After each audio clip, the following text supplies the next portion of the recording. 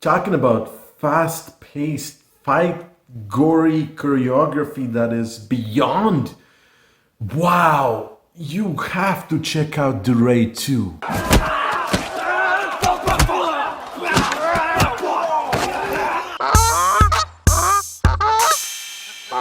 Indonesian martial arts cinema is becoming one of my top examples of how to shoot action in a way that is believable and breathtaking. Gareth Evans directs and writes the sequel to The Raid: The Redemption, and The Raid 2 was released in 2014, so I'm late to the game, and I don't know why I haven't seen this movie because it blew my mind. The Raid 1 basically had a very junior cop fight his way in a building from the basement to the top to find out that things weren't exactly the way he thought, and the fights were relentless, bloody, and long.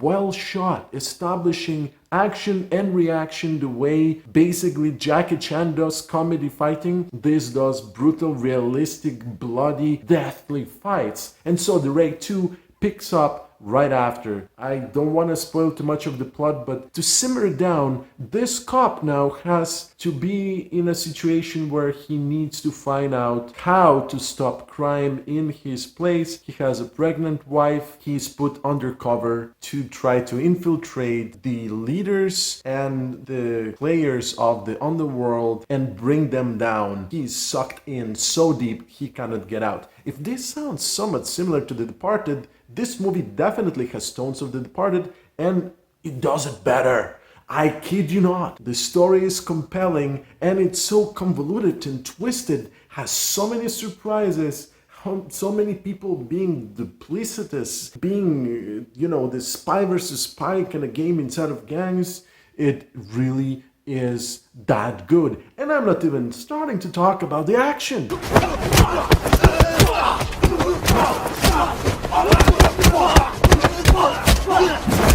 In the world of realistic martial arts, I really can't think of anybody as good as Iko Uwais. This guy really commits, and I don't mean just with the performance and the physicality. He does the stunts that are gravity defying, that are death defying, that are just mind blowing, and it pays off because the director and the cinematographer know exactly how to shoot it, so you feel every impact, so you know exactly what's happening on the screen. Even though there are moments of shaky cam, it allows you in long takes to take in everything that's happening on screen and realize how brutal and realistic it is. Indonesian martial arts are blowing my mind because I don't know how these stunts were done in a safe way where nobody was hurt or killed. It's really that good, and it's really that convincing. And Iko Uwais has to fight so many guys, but this character is not the only one that is top-notch at martial arts. There's a lot of side characters that are equally as skilled as this guy and really showcase how many amazing stunt people are actually great actors and deserve to be put in front of you doing not only emotional stuff but also top-notch martial arts. You have seen a couple of the people from The Raid 2 in the most recent installment of John Wick, and you saw how brutal the fight was of John Wick against these two guys. Well, guess what? Yeah, The Raid 2 is where the real fights are.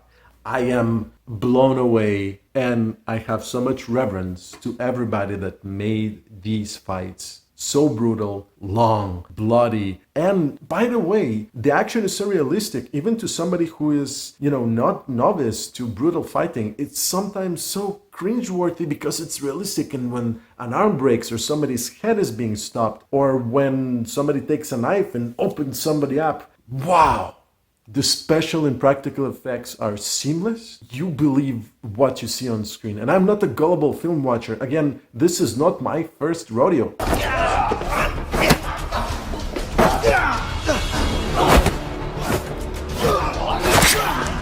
So, aside from incredibly amazing martial art fights, this movie also impressed me on another thing, which is a car chase of incredible quality and so realistic. I actually think they did it for real. Okay, maybe not for real because they're using a couple of techniques used in Children of Men. Yeah, I know, I mentioned it, where a camera goes outside, inside, and outside of a vehicle seamlessly. And I know there must be a trick car, but here is the crux.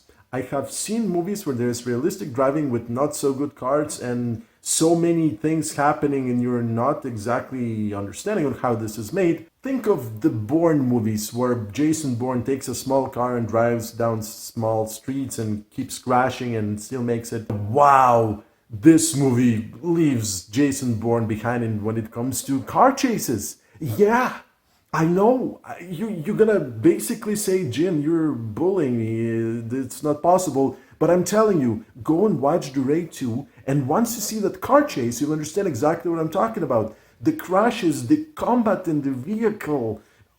Oh my god, my head exploded. It's so realistic, good, relentless, well shot, well choreographed. The effects are perfect complementary to the soundtrack, and it's just unbelievable. I mean, I don't know what to say. It's just incredibly good.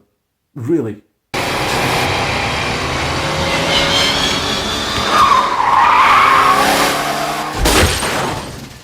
If it looks like I'm super excited and a tiny bit frustrated, it's because I am. Listen, you watch movies like Fast and Furious that pride themselves in amazing car crashes and crazy driving scenes, or Black Widow, which, should have amazing action scenes that delivers fights that are realistic and engaging at a good pace. And I feel that The Raid 2, back in 2014, did almost a better job in that one car sequence and all of the amazing fights than the $200-300 million spent on Fast and Furious and Black Widow. And by the way, I love the Fast and Furious movies, and I think Black Widow actually was solid. So why does The Raid 2 doesn't get the recognition that it deserves as one of the top movies for delivering action in vehicles and in person? I don't know. If you enjoyed The Raid 1, I think you will enjoy Gareth Evans' movie that comes out in 2022 or 2023 called Havoc. Check out the IMDb description. You will understand why I'm excited about that movie.